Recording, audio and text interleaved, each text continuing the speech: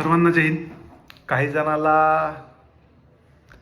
गैरसमज झाले होते, कन्फ्युजन आहे की तुम्ही सोशल मीडियाकडून तुम्हाला पैसा किती भेटतो. काही जणांना बोलून दाखवलं की तुम्हाला भरपूर पैसा आहे, एवढे मोठे तुम्ही फॉलोवर आहेत. सरासरी आपले फॉलोवर इंस्टाग्रामला 3,67,000 आहेत, फेसबुकला 1,78,000 आहेत, यूट्यूबला 25,000 सबस्क्रायबर आहेत. असं काहीतरी आहे पूर्ण हे. त्याच्यातून मला अजून एकही रुपया भेटलेला नाही.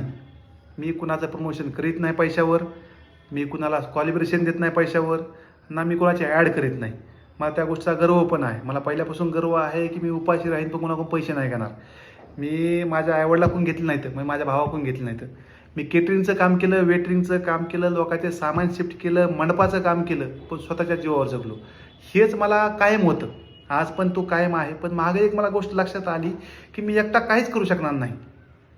आपण सगळ्यांना मिळून केलं तर मी किती लावेन, 10-20 झाडं लावू शकेल नाही, 10-20 पक्षाला मदत करू शकेल, पण सगळ्यांनी मिळून केलंच होतं. म्हणून त्या टायमाला मागं एक जण मी सहज टाकलो सोशल मीडियावर की ह्यांनी असे पैसे दिले म्हणून. बाकी मला सरासरी 1,00,000 रुपये मला अकाउंटला टाकले.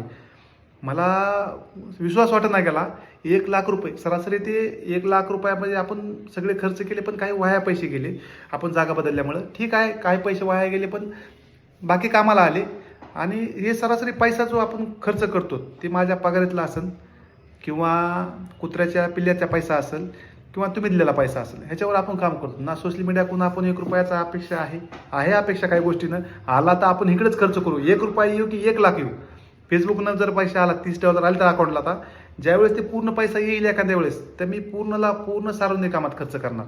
दुसरी गोष्ट अशी आहे की ना, आपल्या पैशाची आपल्या गरज जरी असली तर आपण काही वाईट मार्गाने आपण पैसा आणत नाही. आपल्याला ही सार्वजनिक कामासाठी पैसा पाहिजे आहे, झाडं लावण्यासाठी असेल. कारण की प्रत्येक एक झाड सरासरी 1,000 रुपये खर्च करते. काही जण झाडं देण्याचे इच्छुक आहेत. सध्या जाळीसाठी मी थांबलेलो आहे. मला थोड्या वेळापूर्वी फोन बी आला की असं सर जाळी खरेदी करा, तुमच्या अकाउंट टाकतो. म्हणून माझ्या अकाउंट टाकू नका.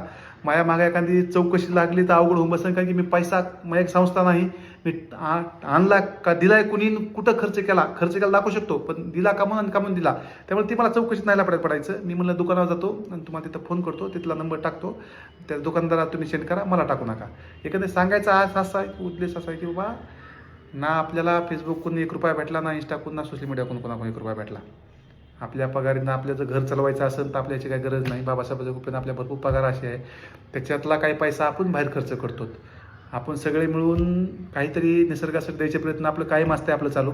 तुमचे सगळ्याची साथ आहे, ह्याच्या पुढे साथ राहू द्या. आपण मिळून काही करू. तुमच्याकडेही काही काम असलं जवळपास, इथं जवळपास आंबोजोगाई जवळपास झाडं वगैरे लावायचं तर मला बोलवून घ्या, मी चला. ओके, धन्यवाद.